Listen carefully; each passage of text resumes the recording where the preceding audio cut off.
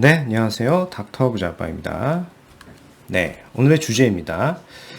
전통 부촌 땡땡 4천 가구로 리모델링 된다. 해당 지역이 어떤 지역인지 좀 말씀을 드리고요. 그리고 이제 관심이 많은 이제 수직 증축과 수평 증축의 이제 차이가 어떤 건지도 같이 말씀을 드려보겠습니다. 네, 일단 리모델링과 재건축의 기본적인 차이를 한번 짚고 넘어가시죠. 네, 연한이겠죠. 첫 번째가 이제 연한 같은 경우에 리모델링은 15년밖에 걸리지가 않고요. 재건축은 이제 30년 이상 이제 소요가 되죠. 용적률을 보더라도 리모델링은 이제 제한이 없고요. 이제 재건축은 이제 법정 상한이 정해져 있죠. 뭐 최대 300% 이렇게 정해져 있습니다. 이제 안전진단을 보더라도 뭐 두 가지로 크게 나뉠 수가 있는데 수직일 경우에는 이제 B등급만 맞으면 된다. 근데 재건축은 최소 이제 D이고요. 이 또한 최근에 정부 정책으로 인해서 좀 강화가 된 상황입니다. 임대주택을 보더라도 기본적으로 조건에 해당이 되지 않고요. 그리고 재건축 초과 이익 환수도 해당이 없습니다.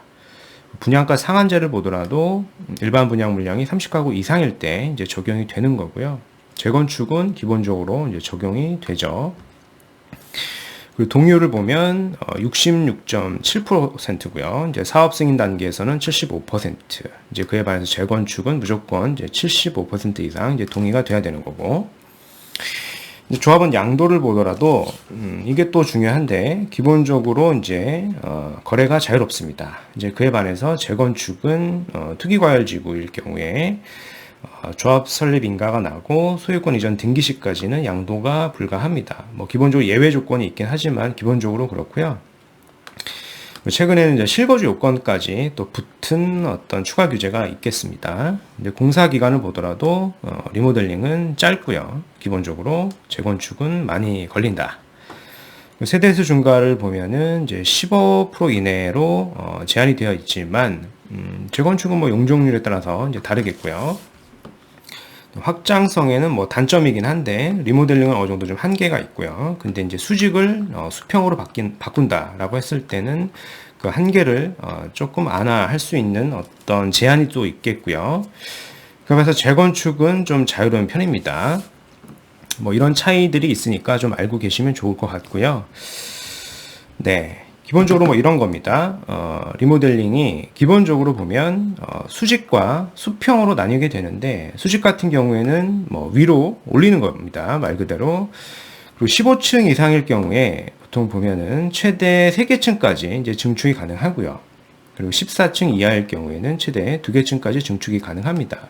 그래서 이들을 통해서 일반 분양 물량을 빼서 해당 조합의 이익으로 이제 환수를 하게 되는 거죠. 이익을 가져가게 되는 거죠. 근데 그에 반해서 수평 같은 경우에는 전용 면적이 증가하는 타입이다라고 좀 볼 수 있겠는데 뭐 이렇게 되는 거죠. 이제 수평 말 그대로 이제 수평입니다.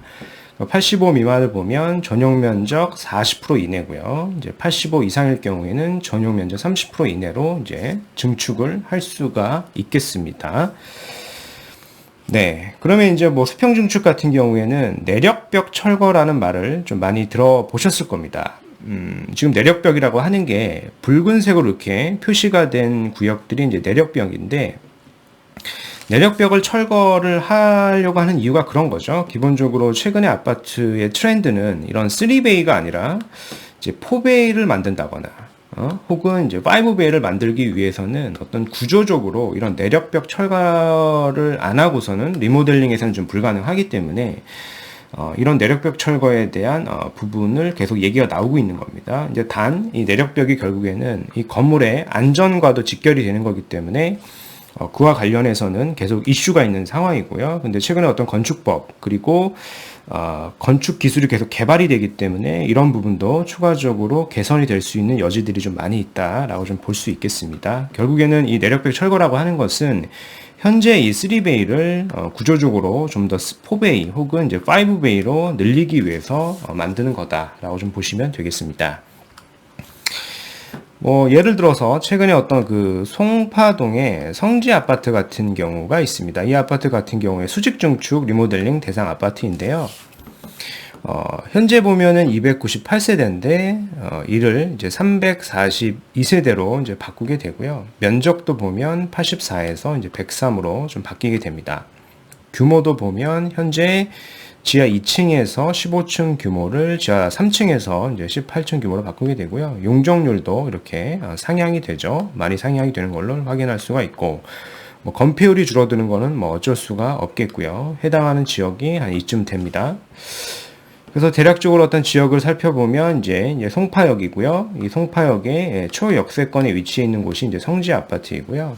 대략적인 시세는 13억 정도 내외 형성되어 있습니다. 최근에 뭐 시세가 좀 많이 오른 상황이고요. 근데 뭐 사업 진행 속도가 어느 정도 빠르기 때문에 추가 상승 여력이 좀 많은 지역이다라고 좀 같이 보시면 되겠고요. 오늘 말씀드릴 지역이 이제 용산이죠. 정확한 지리를 보면 서울특별시 용산구 이천동에 위치해 있고요. 지역이 이렇습니다. 해당 지역이 이렇고, 한강변에 이제 자리를 잡고 있죠. 그리고 바로 위쪽이 이제 용산이고요. 용산 개발에 이제 같은 어떤 효과를 볼 수도 있고, 후광 효과를 볼 수도 있고요. 바로 위에가 이제 용산 가족공원이 있죠. 가족공원이 큰 규모로 자리 잡고 있고, 바로 아래가 이제 반포고 이제 강남권입니다. 그럼 그 입지를 봤을 때 향후에 이쪽이 이제 개발이 된다라고 했을 때는 거의 강남권을 견줄 수 있는 그런 지역이 될 수 있다라고 좀 말씀을 드리고, 오늘 이들 지역에 지금 호재가 있기 때문에 좀 말씀을 같이 드려보겠습니다. 네, 이제 리모델링이 지금 얘기가 나오고 있는 아파트가 몇 개가 있습니다. 총 3개가 있는데요. 이제 첫 번째로 이촌 코롱과 강촌 아파트, 이게 컨소시엄으로 이제 같이 좀 진행을 하려고 합니다. 공동 리모델링이라고 하는데요. 특히 이제 21일 정비업계에 따르면 그 서울 용산구 해당 지역이죠. 동부 이촌동의 강촌 아파트와 이촌 코롱 아파트가 지난 6일 공동 리모델링 양해각서를 체결했다라고 하고요. 단지 규모를 보면은 각각 1000세대 그리고 이제 800세대이기 때문에 합하면 이제 1800여 가구가 되고요. 그리고 뭐 연한이 이미 다 된 상황이고, 연한도 다 채웠기 때문에 구체적으로 이제 사업을 진행하려고 검토 중에 있습니다. 네, 그래서 대략적인 시세를 보면은 코롱 이촌 아파트 같은 경우에 24평이 약 14억 정도, 지금 시세가 좀 계속 오르고 있는 상황이고요. 그리고 이제 강촌 아파트 같은 경우에 이제 34평 타입이 지금 18억 정도 합니다. 이 또한 역시 좀 시세가 좀 오르고 있는 상황이다. 이제 같이 마우스로 체결을 해서 공동으로 이제 사업을 진행하려고 좀 검토를 하고 있죠.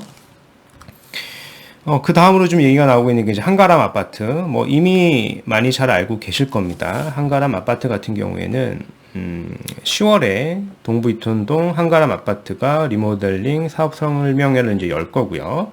이 단지 같은 경우에는 2,000가구 정도 됩니다. 2,000가구 정도 되는데 지금 뭐 해당한 지역에서는 규모가 가장 크기 때문에 아주 이제 가치가 향후에 더 커질 걸로 좀 보여지고요.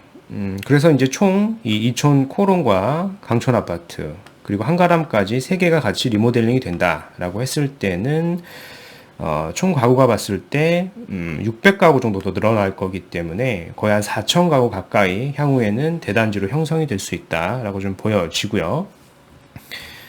그래서 이 아파트 같은 경우에 최근 시세, 이제 한가람 같은 경우에 시세를 보면은 15억 정도 하죠. 24평 기준으로 한 15억 정도 이제 형성이 되어 있고요. 시세는 계속 또 오르고 있습니다. 같이 좀 참고해서 보시면 될 것 같고요.